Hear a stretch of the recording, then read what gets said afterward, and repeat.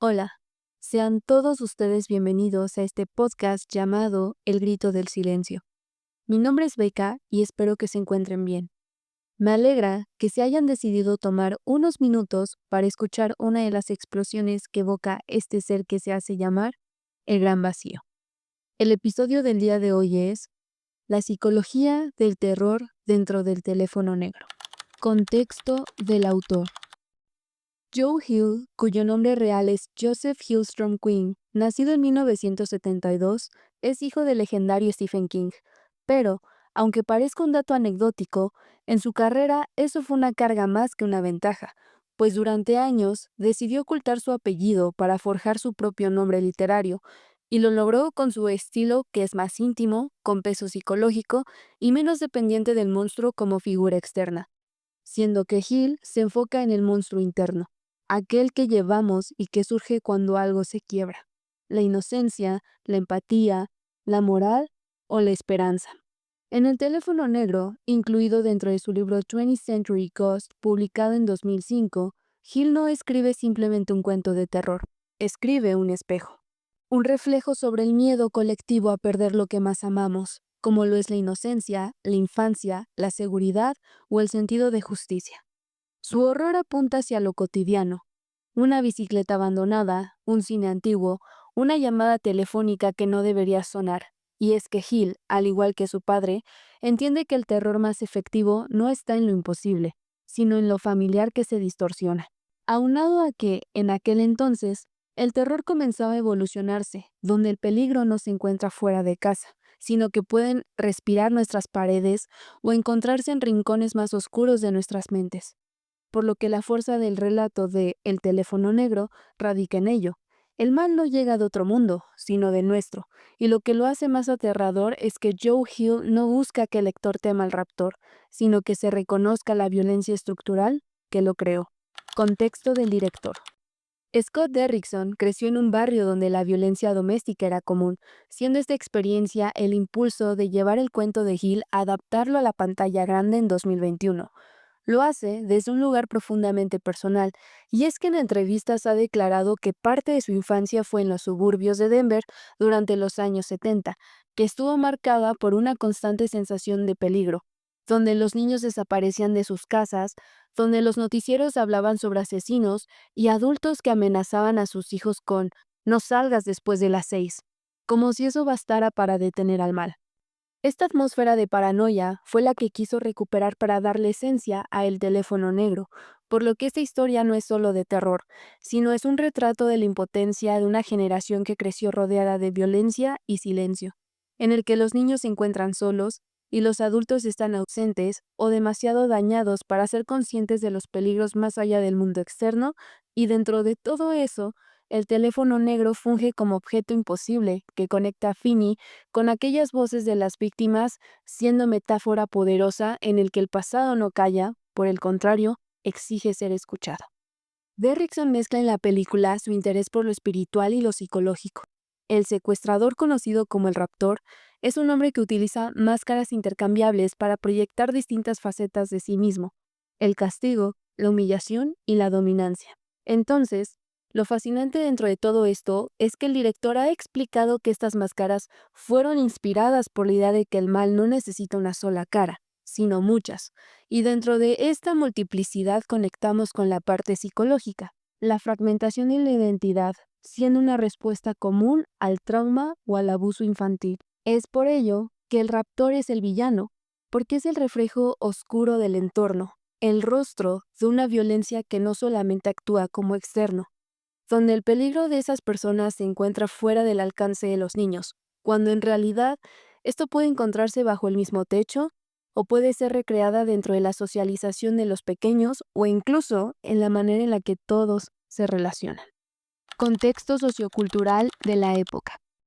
La historia está ambientada a finales de los años 70, en una época en la que la inocencia estadounidense estaba fracturada. Por un lado, el país acaba de pasar por la guerra de Vietnam, el caso de Watergate y la desconfianza general hacia las instituciones.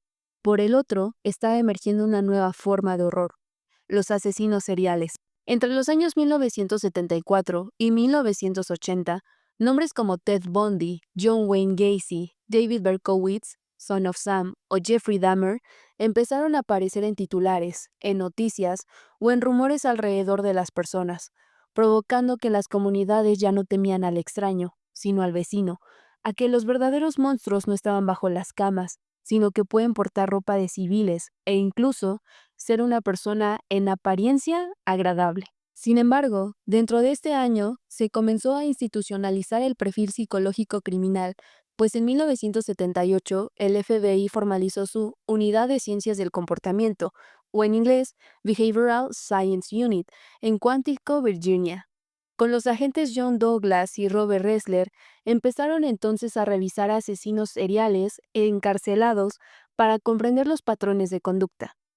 Todo basado en la pregunta que nos estamos haciendo y no nos atrevemos a pronunciar. ¿La maldad es estructural o proviene desde algo primitivo? Y eso se siente en cada cuadro del teléfono negro, pues los niños se golpean entre sí, repitiendo los castigos que los padres ejercían sobre ellos, donde la policía llega tarde y la comunidad sobrevive a base de los silencios, donde todos son conscientes de la realidad que pasa dentro de casa o fuera, pero nadie es capaz de pronunciar alguna objeción contra ello. Esta atmósfera está diseñada para hacernos sentir que la violencia no empieza ni termina con el secuestro, sino que ya estaba ahí desde antes, en la manera en la que los adultos se educan y en cómo los niños se relacionan entre ellos, en la que la sociedad asume que el miedo es parte de la cotidianidad.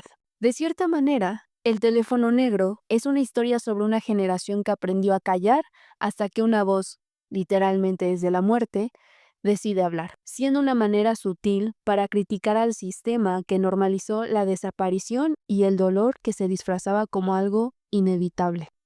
Análisis de Finney y la convivencia con la violencia. John Finney Blake, un niño de 13 años, es la representación más clara de lo que la psicología del trauma denomina normalización del abuso, pues vive en un entorno donde el dolor es una rutina.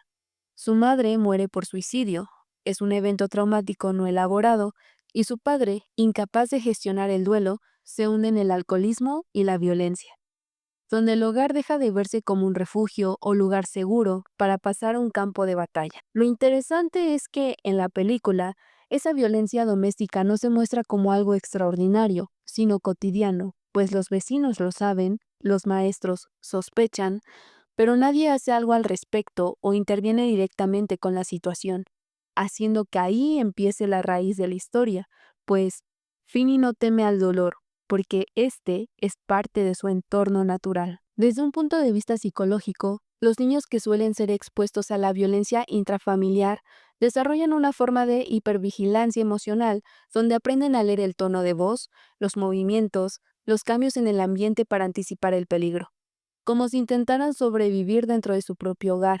Y esto explicaría el por qué Finney no se revela o reacciona de inmediato ante la violencia del raptor una vez que ha sido capturado, pues su sistema nervioso ya aprendió que resistirse solo agrava el daño que le espera. Es como si su cerebro no se activa con la lógica común de pelea o huye, sino como la de observa y sobrevive. Hay una frase de Judy Herman, una de las principales investigadoras sobre el trauma, la cual dice que la víctima aprende a adaptarse al abuso no porque lo acepte, sino porque necesita sobrevivir de él. Y eso es lo que exactamente hace Finney, pues cuando lo secuestran, su respuesta inicial no es el pánico, sino la contención, pues analiza el entorno, estudia al raptor y guarda cada mínimo detalle que puede servirle después, siendo esta una reacción que se parece más a la de un sobreviviente que a la de una víctima. De hecho, esa respuesta conductual y emocional me recuerdan un paralelismo con el personaje de Cassie Cook de Fragmentado, pues ambos personajes comparten una infancia marcada por el abuso y, por ende, hay una resistencia psicológica que no nace de la fuerza, sino del condicionamiento. Mientras que otros niños habrían reaccionado desde el miedo extremo, ellos logran mantenerse en calma porque reconocen patrones familiares, el control, la manipulación y la violencia, siendo de esta forma que el peligro para ambos personajes no es una anomalía, sino un viejo conocido. Y es aquí donde se da la lectura más interesante del personaje, pues Finney no se quiebra ante la violencia del raptor porque ya vivía con ella, y al igual que su hermana Gwendolyn, desarrolló mecanismos de afrontamiento distintos para ello, Mientras Gwen canaliza su ansiedad en sueños premonitorios, Finny lo hace con el silencio y la observación. Y es curioso, porque a pesar de ser sometidos bajo el mismo entorno y ser hijos del trauma, ambos responden con estrategias opuestas. Finny con docilidad y Gwen con hostilidad cuando hay figuras de autoridad que tratan de cuestionarla. La escena donde el padre golpea brutalmente a Gwen y Finny no interviene, sino que solo suplica que se detenga, condensa todo. La impotencia aprendida, porque ese momento demuestra cómo el cuerpo puede paralizarse no por la cobardía, sino porque el cerebro decide evaluar que el moverse implicaría una situación peor, casi mortal para alguno de los dos. Esta parálisis protectora es una tercera respuesta al trauma menos conocida que la lucha o la huida, el freeze, misma que se traslada directamente al secuestro, pues Finny observa, calla, analiza, donde cada interacción con el raptor es un ejercicio de lectura emocional, un intento de entender qué versión de su captor tiene enfrente, porque este con sus máscaras intercambiables también representa la figura del padre abusivo, impredecible, cambiante o violento, pero eso no al que no puedes razonar, sino descifrar. Entonces, más allá del terror sobrenatural en El teléfono negro, nos muestran una verdad absoluta, que a veces el mayor monstruo no es el que te encierra, sino el que te enseña a convivir con él. La violencia como reflejo estructural. Cuando pensamos en El teléfono negro, no solo estamos hablando de la historia de un niño secuestrado, sino ante un reflejo del clima social y psicológico. Pues, si bien comenté al inicio que está ambientada a finales de los 70, una época en la que sucedían demasiadas cosas en Estados Unidos. Teníamos la posguerra de Vietnam, la desconfianza hacia las instituciones y el auge de la cobertura mediática de los asesinos seriales. Crearon un ambiente de miedo y descomposición moral. No es casualidad que el cine del terror de esos años y el realismo con el que retrata la violencia cotidiana nazca en ese gran caldo de cultivo. Bajo este contexto, la violencia no se percibe únicamente como un acto individual, sino como una respuesta aprendida, y es que los niños del vecindario reproducen, sin cuestionar los golpes, las humillaciones y las peleas, como si fueran parte del tejido normal de la vida. Lo que vemos en Finny y sus compañeros no es una maldad genuina, es una cadena de transmisión de la agresión internalizada desde los hogares, los medios y el entorno bélico. Y es ahí donde nos enseñan que la guerra, al final, no se queda en el campo de batalla, sino que se filtra en la cultura, en los roles de género y en las dinámicas familiares. Y es interesante porque hay muchas explicaciones circunstanciales sobre la situación. El periodo de la Guerra de Vietnam sí tuvo un impacto directo en la manera en la que la sociedad estadounidense procesaba la violencia, pues muchos padres que regresaban del conflicto lo hacían con trastornos de estrés postraumático no reconocidos, descargando su frustración con sus familias. Y al mismo tiempo, las noticias sobre asesinos seriales como Ted Bundy, John Wayne Gacy o el propio BTK eran cubiertas por los medios con una mezcla de morbo y fascinación, pues era la época donde el miedo se volvió un producto cultural y el hogar dejó de ser un espacio seguro. Dentro de esta atmósfera, la policía tampoco era infalible, pues en la película lo muestran claramente cuando minimizan las advertencias de Gwen o sus visiones que podrían haber servido a resolver el caso antes. Hay una crítica implícita hacia el sistema con la falta de sensibilidad institucional ante señales de abuso, tanto en el hogar como en la comunidad. Y si lo trasladamos a una realidad contemporánea, como en un país tercermundista o latinoamericano, vemos que el patrón no ha cambiado tanto, pues muchas veces cuando se denuncia la burocracia, es uno de los grandes muros en los que solemos estrellarnos. Pero también está la incredulidad o el miedo a las represalias, o en el peor de los casos, dan carpetazos y quedan sin resolución aparente. En ese sentido, el teléfono negro funciona como un espejo incómodo, no solo del monstruo que acecha en la calle, sino del que se gesta dentro de casa. Y es ahí donde la psicología entra en juego, pues la violencia no surge de la nada. Se aprende, se normaliza y se transmite. Albert Bandura, en su teoría del aprendizaje social, planteaba que gran parte de la conducta humana se adquiere observando y moldeando las acciones de los demás, es decir, que los niños no necesitan experimentar la violencia directamente para integrarla a su repertorio conductual, sino que basta con observarla repetidamente y no ver consecuencias negativas hacia quien la ejerce. En palabras simples, lo que se repite se aprende y lo que se tolera se perpetúa. Finney, al igual que tantos niños de su generación, reales o ficticios, no teme al secuestrador porque ya ha convivido con el miedo, sino que ese miedo proviene que sea necesario atravesar por algo peor para ser escuchado finalmente. Y a partir de aquí, la pregunta emergente es inevitable. ¿Cómo un niño logra sobrevivir psicológicamente a un entorno tan hostil? Porque más allá del horror tangible del secuestrador, el teléfono negro también nos habla de la resiliencia infantil y de los mecanismos de defensa que emerge cuando el cuerpo y la mente no tienen otra salida más que adaptarse. El raptor, ecos del trauma y el origen del monstruo. A diferencia de otros villanos del cine del terror, el raptor no es solo una figura externa que aterroriza a los niños, es la encarnación del trauma que no fue tratado, del niño golpeado que crece para convertirse en ese adulto que reproduce el mismo dolor, donde entonces el victimario se vuelve el perpetuador del crimen. En la primera película se nos da muy poca información sobre su vida personal, pero su ausencia dice más de lo que muestra, pues es que a través de su comportamiento meticuloso, ritualizado y profundamente infantilizado, como si su desarrollo emocional se hubiera detenido en el punto exacto donde comenzó su abuso. Si lo analizamos desde un plano psicológico, especialmente bajo la lente del psicoanálisis de Melanie Klein, podríamos plantear que el niño, en sus primeras etapas, organiza su mundo interno bajo la noción del pecho bueno y el pecho malo, es decir, aquello que lo satisface y lo frustra.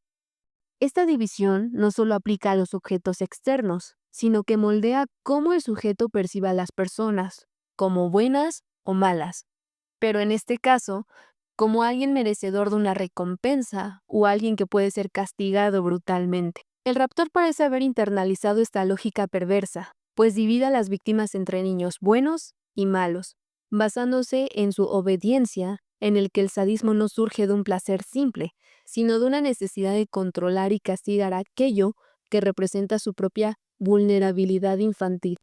El juego de Naughty Boy, o niño travieso, es quizás el punto más claro de esa repetición traumática, pues el raptor simula dar una oportunidad de escape, como si quisiera probar si ese niño merece el castigo. El sótano se convierte en una representación simbólica de su mente, una trampa disfrazada de libertad en la que los niños caen una y otra vez porque él necesita justificar su violencia bajo la premisa de que ellos lo provocaron. Es la racionalización clásica del abusador que no puede tolerar su propia culpa bajo la excusa de «yo no quería hacerlo, tú me obligaste». Aquí, el caso de Finney marca una excepción interesante. Desde el primer momento, el raptor lo percibe como alguien diferente, lo llama especial, lo observa con detenimiento, casi con una curiosidad afectiva. Y no es casualidad, pues Finney con su retraimiento, su silencio y su resistencia pasiva, es el espejo del niño que el raptor alguna vez fue. Por eso, su vínculo es tan ambiguo ya que oscila entre la ternura y la amenaza. Pues es probable que en el fondo lo que busca no es solo controlarlo, sino entenderlo o repetir la historia que lo marcó, con esa ilusión inconsciente de querer cambiar el final. Y entonces llegamos al elemento más fascinante de este personaje, las máscaras. Estas que no solo son un sello visual o distintivo para un nuevo villano en el cine del horror, o querer darle un rostro a un monstruo de aquel universo, sino que funge como un escudo psíquico, ya que cada una representa una parte fragmentada de su identidad. La máscara sonriente encarna el rol del poder, del dominador, que tiene control total sobre sus víctimas. La máscara sin boca refleja la vergüenza y la represión del niño que fue silenciado. La máscara, con el gesto de ira, simboliza la proyección de su odio hacia sí mismo, volcado sobre quienes considera malos. Las máscaras son, en última instancia, un intento desesperado de ser alguien más, de ocultar al niño humillado bajo capas de monstruosidades, porque si no puede ser amado, al menos puede ser temido.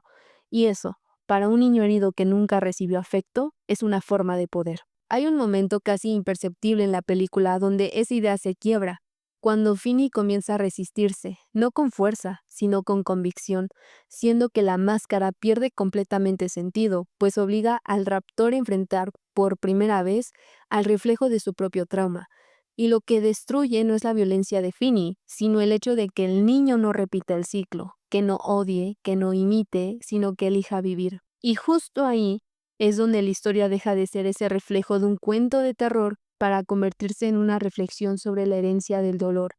Porque el verdadero terror no es el monstruo del sótano, sino el hecho de que ese monstruo alguna vez fue un niño, igual que Finney.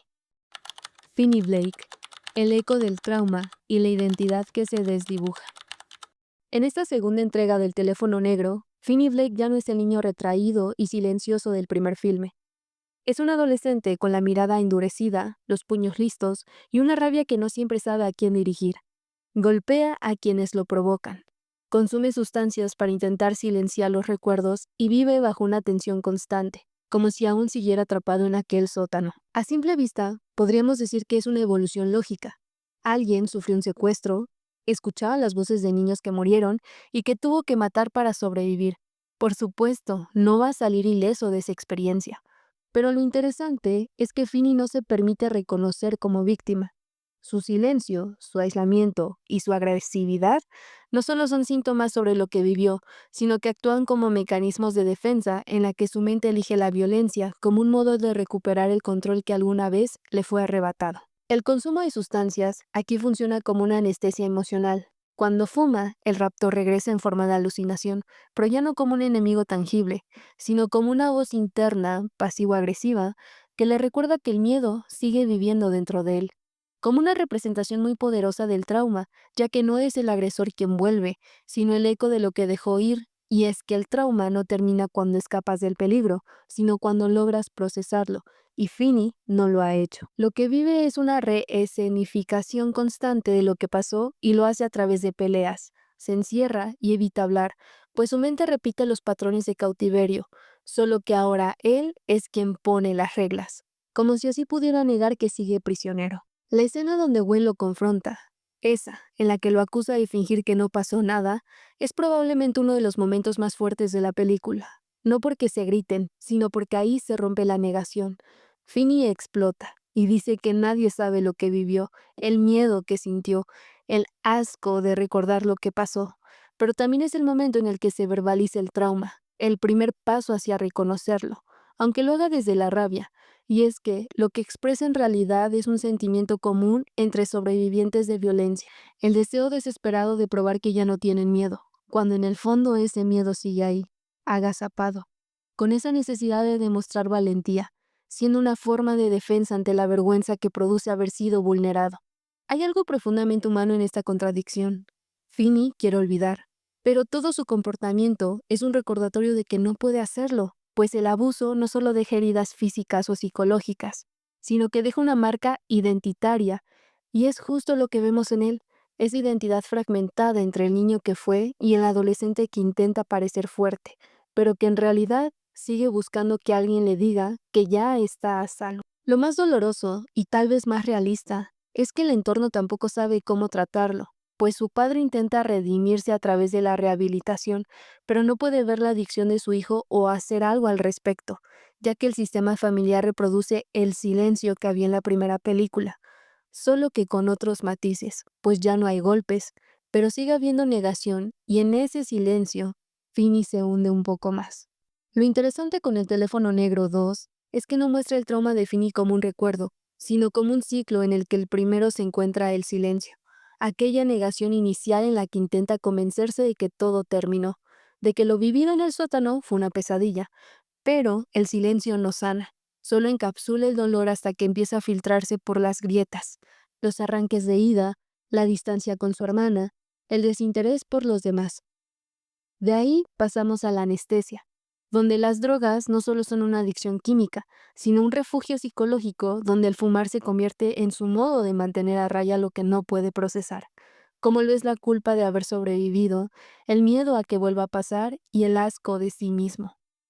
Es una manera de apagar el ruido interno, pero a la vez es lo que lo sigue conectando con el raptor, ese espectro que parece cada vez que Finney busca no sentir, y esa adicción no lo deja el trauma, sino lo que lo trae de regreso.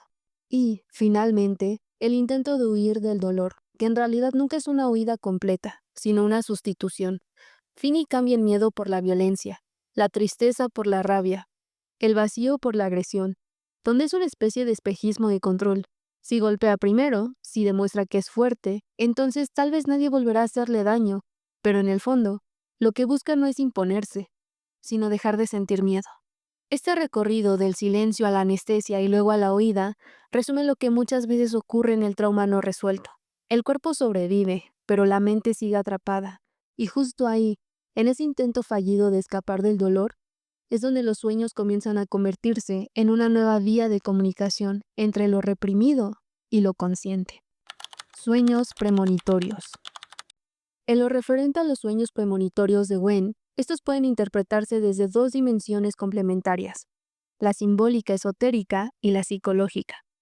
Desde una lectura más espiritual, los sueños representan una suerte de don heredado, una conexión entre planos que permite a Gwen acceder a la verdad reprimida, tanto de su historia familiar como la de los crímenes del raptor, donde ella actúa como un canal que da voz a los muertos, pero también como una guía para liberar a su hermano del destino que parecía inevitable.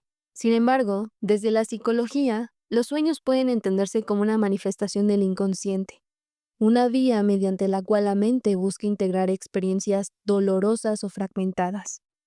En 1900, Freud consideraba que los sueños eran como la vía hacia el inconsciente, ya que en ellos se condensan deseos reprimidos y emociones no elaboradas. En el caso de Gwen, sus sueños podrían simbolizar el intento de la psique familiar por procesar un trauma transgeneracional, el suicidio de la madre, la violencia del padre y la amenaza del raptor. Así, los contenidos oníricos no solo son una advertencia sobrenatural, sino una representación simbólica del miedo y del deseo de reparar lo que quedó inconcluso. En ese sentido, los sueños actúan como un puente entre lo inconsciente y lo consciente, entre lo vivido y lo reprimido, permitiendo que Gwen, a través de esta experiencia onírica, reconecte con la historia de su madre y transforme el destino familiar. Desde la fenomenología, se podría decir que los sueños premonitorios se convierten en una forma de revelación del ser, en donde lo oculto se manifiesta para dar sentido y continuidad a la experiencia humana frente al horror. Afrontamiento de heridas o situaciones que no se hablan. Al final, las historias de terror no solo buscan provocar miedo, sino que funcionan como un espejo de lo social y lo humano, pues nos recuerdan que el verdadero monstruo no siempre proviene del exterior, sino que habita dentro de nosotros, en esos rincones de la mente donde el dolor, la culpa y la violencia han echado raíces. El teléfono negro evidencia que los fantasmas no necesariamente pertenecen al más allá, sino a nuestro propio pasado, a esos recuerdos que no hemos sabido elaborar y que, en silencio, siguen marcando nuestra forma de vivir y relacionarnos. Quizás el teléfono negro no llama desde el otro lado, sino desde el interior mismo de la psique, desde las heridas no resueltas que insisten en ser escuchadas.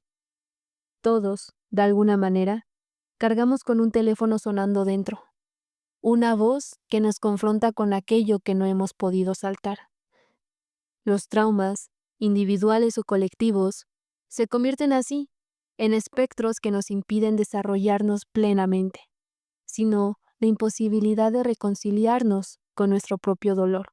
Los traumas, individuales o colectivos, se convierten en eso, un espectro que nos impide desarrollarnos plenamente, como también la imposibilidad de reconciliarnos con nuestro propio dolor.